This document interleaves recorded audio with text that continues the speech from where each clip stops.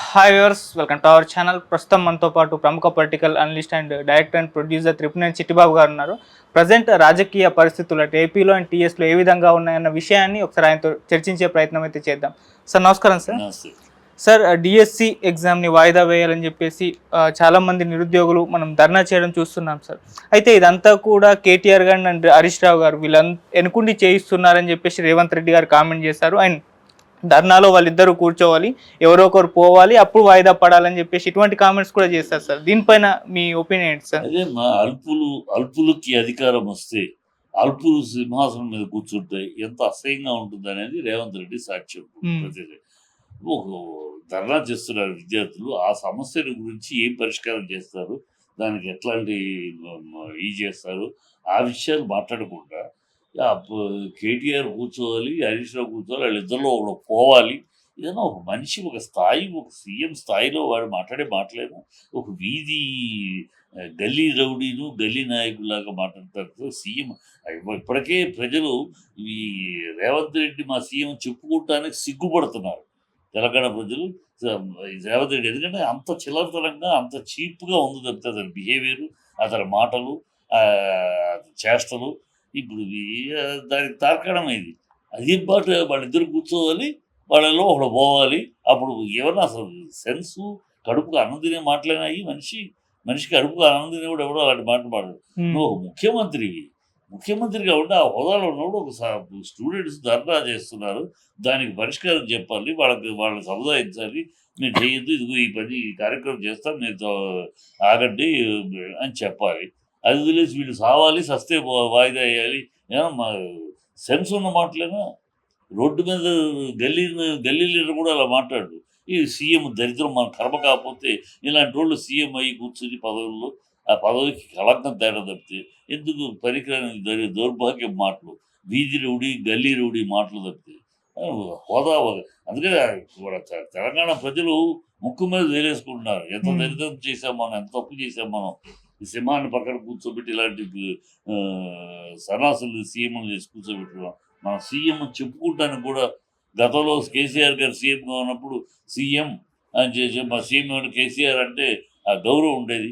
ఆ గౌరవం కూడా లేదు. వీళ్ళు చెప్పుకోవటానికి కూడా సిగ్గేస్తుంది, వీళ్ళు మా సీఎం అని చెప్పుకోవటానికి కూడా అని సిగ్గుపడుతున్నారు ప్రజలు. ఇంకా బుద్ధి రావట్లేదు రేవంత్ రెడ్డి లాంటి వాళ్ళకి. ఆ సీఎం పదవికి అనర్హుడు అతను. అనర్హుడు ఏదో తంతే గాలి ముట్లో పడ్డట్టు కూర్చో. ఆ భాష తీరు అని చెప్తారే. అల్పులకి అవకాశం వస్తే ఎంత హీనంగా, ఎంత చీప్గా ఉంటుంది వాళ్ళ బిహేవియర్ కానీ, వాళ్ళ మాటలు కానీ. ప్రత్యక్ష సాక్షి రేవంత్ రెడ్డి. అవును సార్. ఇప్పుడు ఈ డిఎస్సి పైన ఈ చర్చ అయితే జరుగుతుంది కదా సార్. ఇప్పుడు డిఎస్సి పోస్ట్ పోన్ చేయాల్సిన అవసరం ఉందంటారా? ఒకవేళ ఉంది అని అనుకుంటే ఎందుకు దీన్ని గవర్నమెంట్ కన్సిడర్ చేయట్లేదు సార్? అంటే అలా కదా, ఇప్పుడు పోస్ట్ చెయ్యాలా అనే దానికి ఒక తర్కం. చెయ్యాలా పోస్ట్ చేయకుండా నడపాలా, ఉన్నాయి రెండింటికి కారణాలు. అది ఆఫీసర్స్ పెట్టి కూర్చోబెట్టి కమిటీ వేసి దాని సాధ్యాసాధ్యాలు, సాధక బాధకాలు చర్చించి అది విధానం. ఎప్పుడైనా ప్రభుత్వ విధానం అంటే ఉంటాయి, ధర్నాలు ఉంటాయి, దాంట్లో న్యాయం ఉండొచ్చు, ఒక్కొక్కసారి తొందరపాటు అవ్వచ్చు. అది పెట్టి కూర్చోబెట్టి కమిటీ వేసి డిస్కస్ చేసి దాని ప్రజలు వాళ్ళ ముందు పెట్టిన ఆయన ఇది పరిస్థితి. ఇప్పుడు పోస్ట్ చేస్తే వచ్చే నష్టాలు ఇవి, మీకే నష్టం, మీ భవిష్యత్తుకే నష్టం. కానీ పోస్ట్ చేయడంలో మీ సంవత్సరం ఒక 1 year పోతుంది. ఇట్లా ఈ చెప్పాల్సిన విషయాలు చెప్పి వాళ్ళు కన్విన్స్ చేయాలి. లేదు పర్వాలేదు చేస్తే అంటే ఇమ్మీడియట్గా ఓఎస్ మీ కోరిక మన్నిస్తున్నాం చేయాలి. అవి కాకుండా ప్రొలాంగ్ చేయడం, దాన్ని కూడా పొలిటికల్గా వాడు చావాలి వీడు చావాలని మాట్లాడటం, నిర్లక్ష్య ధోరణి, ఒక బాధ్యతారాహిత్యమైన పని ఇప్పుడు జరుగుతుంది రాష్ట్రం.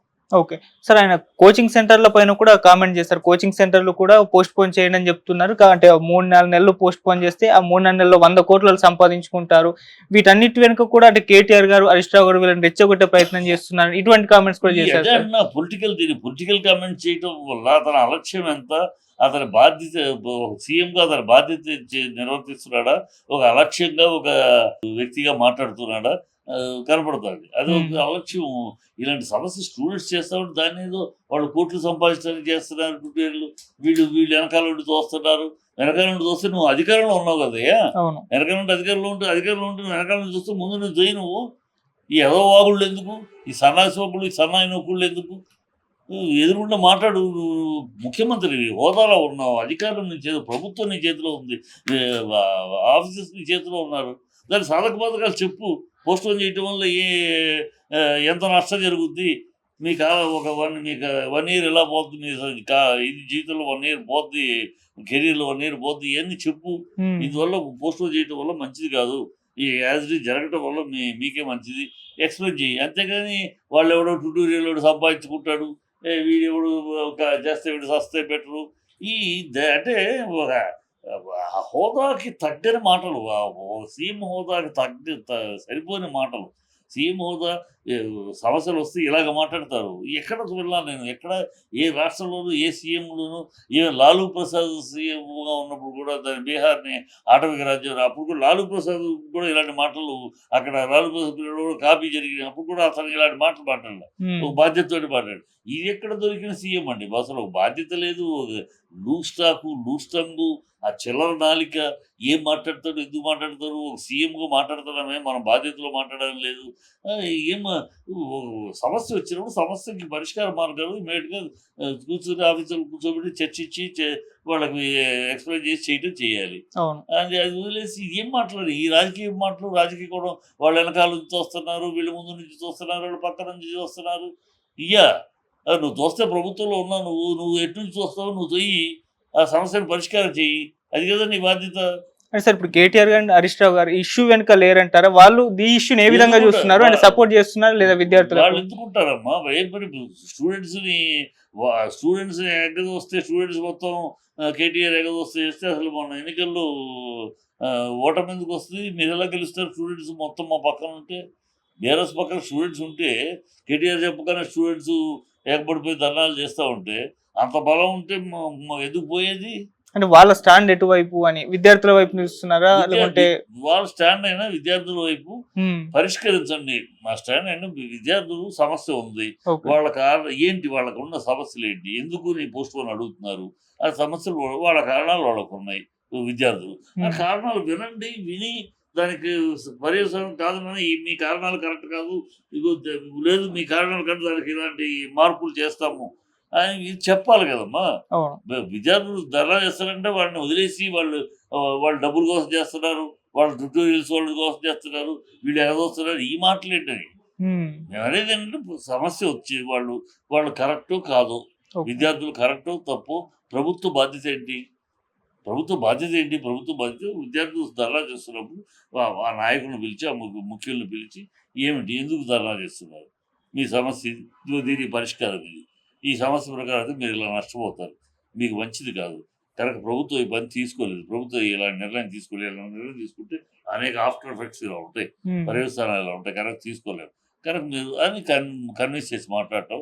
లేదు చేయగలిగితే ఏదన్నా వాళ్ళ కోరికల్లో చేయగలిగితే ఏదైనా చేయటం.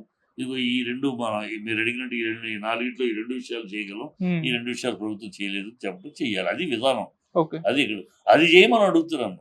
నువ్వు ప్రభుత్వం చేయాల్సిన పని చేయండి అన్న. ఈ దౌర్భాగ్యపు మాటలు నువ్వు చస్తేనో, హరీష్ రావు చస్తేనో అప్పుడు పోస్ట్‌పోన్ చేస్తాము.